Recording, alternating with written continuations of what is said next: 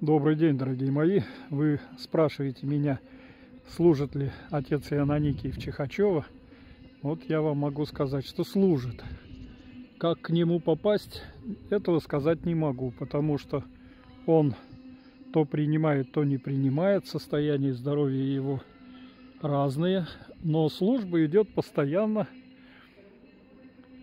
Комплексы работают, людей кормят, люди автобусами приезжают. Вон его домик, где прием обычно производится.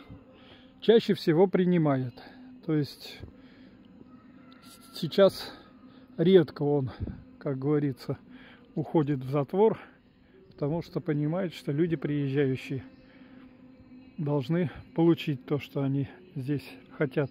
Сегодня было достаточно много народу, разъехались уже, но вот сейчас, кто остался, пошли кушать. Надеюсь, что я удовлетворил ваше желание узнать. Господи Иисусе Христе, Сыне Божий, помилуй нас.